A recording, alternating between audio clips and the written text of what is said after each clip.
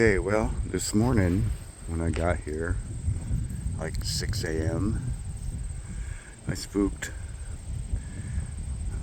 3 or 4 deer along this road here. They jumped on either side, so I'm not really sure which direction they were actually going. I'm going to assume this way. Food plots at the end of the road and then over to the right. But there's travel corridors and everything. But then after I got here, I come here to park right here where I'm at in this parking area for this state land. As I was turning in here to park, there was a doe and 2 little ones with her, right just at the very end down there. That turns, oops, right there, and then it turns and goes on down to the private land. That's what that sign's for. This is still state land, both sides of the road. It's just at the very, very end of the road is a chunk of private land, and it's kind of hard to turn around, and so they stop you here so you don't go down there and have to turn around on his land. That's why that sign's there. But the state land is actually on both sides of that.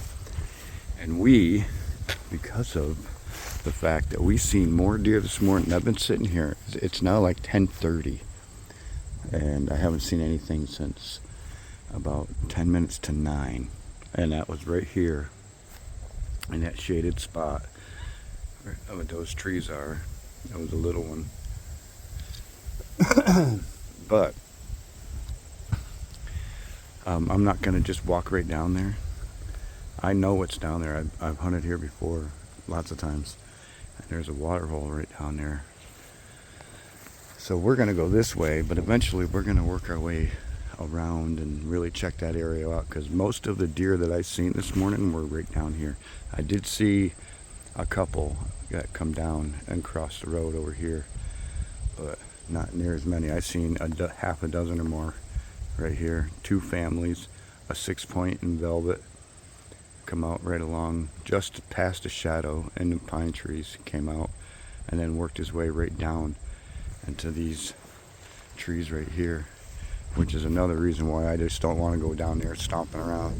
I want to come in from another direction, and I just don't want anybody seeing me going down that road. But we're probably going to bump into beds like this one all over in here, because there are just a lot of deer that haven't been disturbed all summer long in here. And we may even bump some. And truthfully, that'd be okay, because we still got another almost 2 weeks before bow season opens. And there's only been, see, there's the water hole. There's only been one vehicle coming in here on a Saturday morning since I've been here, which surprised me, but that's good. So we're gonna go over into that corner. I've hunted up on that ridge before, and it's really good. But I want to go over in that corner and then work my way down around to that edge and see where they're going once they cross that road and get into that little thicket of woods there. And then they come through. I want to see where they're going. So let's go over here, and I'll work my way around, then I'll turn the camera back on when I get there. Okay, we were just over there on that little ridge. You can kind of see the van over there. We were just down below that tree and in those shrubs. And we worked our way over here to this corner, and sure enough, there's the lowland swamp right there. And that tree line, and then the pine trees behind it, where they come out. They go into that tree line, and they come right up, pretty much follow that shadow line that you're seeing, right up to underneath this oak tree, and browse around for a while. Then they come this way, and one trail goes in right here, and another trail goes that way, which is pretty much the dominant trail. And it takes off and goes through this. And I hunted up in there last year, so I kind of know the sign and the terrain. Um, and I don't want to go up in there and disturb anything. And I definitely don't want to go this way because this trail isn't quite as used. And right here at the entrance of it is an old grub. So being this little trail here isn't used as much, and you can see one that goes right through there. I'm going to leave this one alone because I also know where it goes. It just goes right through there and it opens up into another area that looks similar to this. It's another meadow, kind of a long rolling sloping hill with a water hole. So it's very similar to this. On the other side of this little thicket, I can see through to the skyline. I don't know if you can. So it's not real thick. So I'm not going to go disturbing that either. That eventually goes up into private land. So we're going to stay away from that trail because I'm assuming it may be a buck trail because it's not as well used. It would show more in the winter, of course, but being there's signs of buck around it, even that old gnarly thing right there has been beat up by antlers. And I seen a 6-point in velvet this morning. So if that's his travel route, I want to let him do his thing. And so what we're going to do, believe it or not, we're going to go right down into that and walk right through it. Not right through their trail, but, see where the trail goes and then check out the area around it. I'm not going to do the swamp edge because I'm pretty sure that's where they go. I'm going to stay up high because the wind is coming from that direction, right from those pines right in our face. So we're not, if we spook anything, it's going to run the other way. So let's go down there and see what it looks like in that thicket. And I'll see you when we get there. Okay, that's where we were, right there in the center of the picture. And I walked over to the edge and I come across, and right here, this south-facing slope right here, there are at least a half a dozen beds. Once I got to the edge of the tree line and I started to come across, and I could almost see it from down there, how this was all matted down, I stopped and I came across the top of the ridge and I came up to where I'm at. And yeah, sure, there's beds all over there, so they catch the morning sun. A few trickle trails going down to the water hole, and then a whole hub of trails that come from those pine trees. Where I seen that 6-point was just about right there where you're looking in the center of the screen. And he came across directly and just dropped right down in, and he came right straight through here. And then off he went, and I'm assuming, like I said, could be that buck trail that we just seen, or it could be anywhere. I don't know. I didn't watch him after that. Can't see the van, believe it or not, is right there, but I was facing a completely different direction, so I could see down this road and the other road, the other direction, pretty much out the windshield. So anything that got by the side of me past this tree line, I couldn't see. Plus, it's down in this draw below the van anyway. There's probably a 20-foot drop here to the swamp. So not only did I lose them in the trees, but the drop alone, I wouldn't have seen them. But that makes sense though, because this morning I saw that family, that one doe and 2 yearlings. They came across casually after I spooked them with the van. I just stopped the van and just stood there and parked it right there. Left the motor running, and then just casually walked off and came across here too, but down a little further. And it made sense to me after I seen one of the little ones. The other 2 could have got by me without me seeing, because I was watching both sides of the road and all over the place. After a while, I was just looking around. But I did see one of the yearling back up on the road right up here. And that was the last one I seen at about 10 minutes to 9.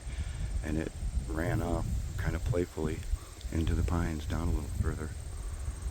And that's when I assumed, the other ones got by and I missed it. Because it went to join its brother or sister or whatever, and mom. It was the last one to come up. And I'd bet you they were laying right here, because that looked freshly packed. And it was a really warm, quiet morning. There was no breeze at 6 o'clock. So, yeah, it was really nice. It was probably 62 degrees. Very little breeze. Now the wind has picked up. It's out of the south, which is that direction. And it's going to blow pretty good, like 20 miles an hour all day today. So this is another reason I figured I'd go over and check it out. With the wind noise, I can get away with talking as much and all that. But I saw what I wanted to see. And you could very easily make a decent ground blind in there, but boy, I'll tell you, the wind has to be right. It has to be blowing that direction right there across the pond. It has to be blowing from pretty much from that direction, and it's not today. It's kind of blowing from here. You could get away with the south wind like it's doing today, I think. I don't know. I'm not going to go stomping, even though I did bring the machete. I'm not going to go stomping down in there today. It's too close to the time that I actually seen those other deer, and I seen what I wanted to see to confirm what I thought I knew. So let's go to another location. Okay, I'm at there's the tree line that we were just standing at, and I was talking about the beds down over the slope here. But look at this, there's another deer trail. It goes right into that corner, and it comes from two different places right there. One going in right there where the darker, deader looking pines are. There's a trail that goes right through into that, and the next one is right over here between these two. And yeah, and the funny thing is, there's the van right there. I mean, this is a chip shot. From here to the van, it's probably, well, hell, I got the rangefinder on me. Let's go. Let's just see. From here to the van is 26 yards. So, yeah. I mean, of course, the van's not there all the time, and they wouldn't take this route if it was sitting there. But I'm just saying, any of these little trees right here, like that little cluster of trees right there, is actually closer than the van. And right now, because it's early, bow season coming, even hiding in that goldenrod, you know, right, standing behind that tree, amongst that goldenrod, you know, when you see them come slowly poking out of there, and they're gonna, because that's what they're used to doing, casually coming out of their beds and stretching and browsing along the mowed grassy roadway, you'll have time to either kneel down or do whatever to get prepared for a shot that's only right here broadside and 11 yards probably to either one of those clusters of tree. You can sit down back in there further instead of this one here in the front, and you know, go for a 15-yard chip shot. So that's what I'm saying. You don't need to be near their travel route down there, because if they feel secure, they're going to take an easier one, which is this way. They're just going to come right through here. The deer that come out further down around the other side of the swamp, they're coming up the road and they're going through there because it's the next easiest way to get up into the oaks or whatever, to meet up with their buddies, you know, I don't know, or to get to this south ridge to lay down and catch the morning sun. Yeah, all those reasons. So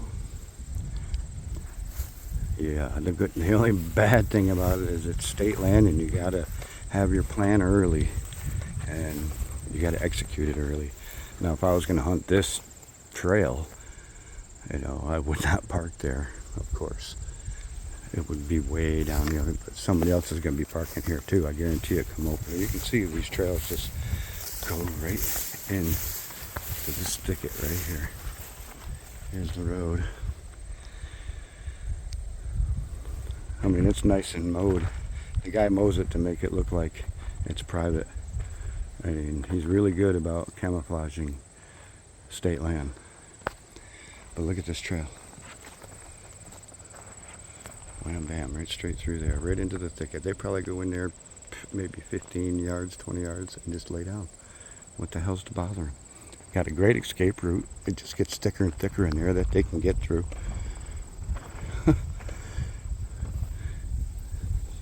But anyway, like I said, on to the next.